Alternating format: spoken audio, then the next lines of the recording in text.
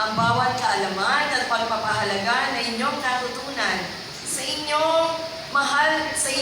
inyong inang paaralan ay magsilbing gabay sa pag-abot ng inyong mga pangarap at mithiin sa buhay. Ganon din para sa pagpapaunlad ng ating komunidad. Kasama ang bawat isa sa atin, makakamtan natin ang maayos, mayapa at maunlad na pamayanan. Naway maging inspirasyon kayo sa iba, maging kaagapay sa pagpapalaganap ng pagkakaisa at pagbabago. Patuloy ninyong pagyamanin ang inyong kaalaman at malasakit sa isa't isa upang maging tulay at maging halimbawa ng mga kabataan ng bagong henerasyon, katuwang sa pagbuo ng bagong Pilipinas. Nais ko rin pong bigyan ng mataas sa pagpapahalaga at pasasalamat. Una po sa lahat ang ating mga mahal na magulang. So palakpakan niyo ang inyong mga parents. Na siyang walang sawa po natin naging katuwang. Bukod sa nag-alay ng sakripisyo, dahil sa kanila, hindi kayo makakaabot sa araw na ito. Ganon din po sa ating mga kasamahang guro, na siya nating naging kaagapay upang kayo ay pandalin para sa isang magandang kinabukasan.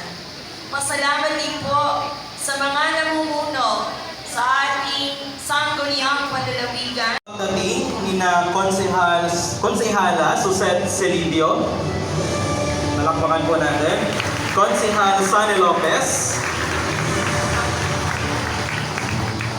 Sir Ernesto Bernabeo III, Principal ng Pantay Elementary School. Jason L. Balahalia, Principal, CJ Babao Annex. At Melissa A. Merando, Principal ng Abuyod National High School.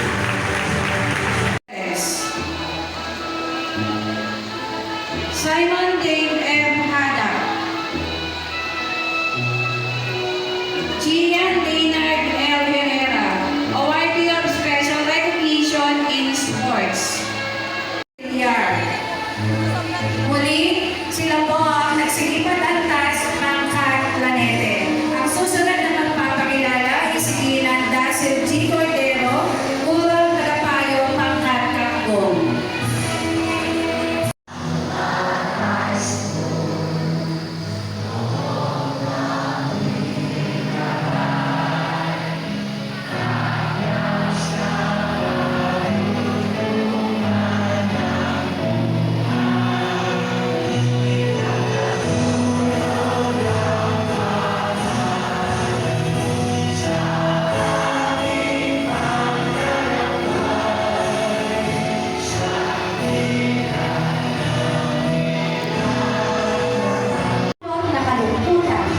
Mula sa aming puso, patuloy ang aming hangad sa inyong tagumpay sa panibagong yugto ng inyong paglalakbay sa larangan ng edukasyon. Sa mga sumaksi at nakiisa, sa ngalan ng Teresa National High School, isang taus-pusong pasasalamat at malugod na pagbati ang aming hatid sa inyo. Sa bahaging ito, ay saksihan naman natin ang paglabas ng mga gulay.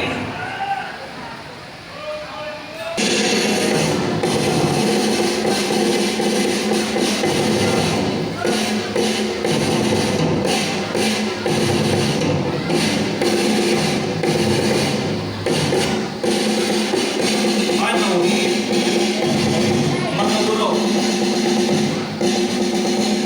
at mga mag-aaral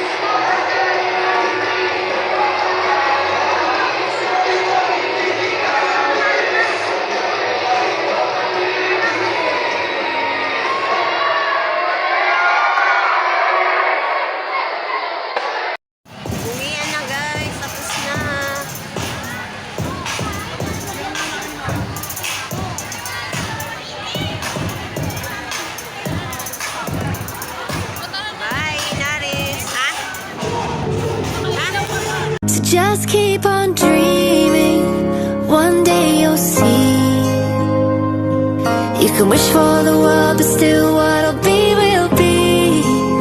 It ain't always easy, ain't always smooth.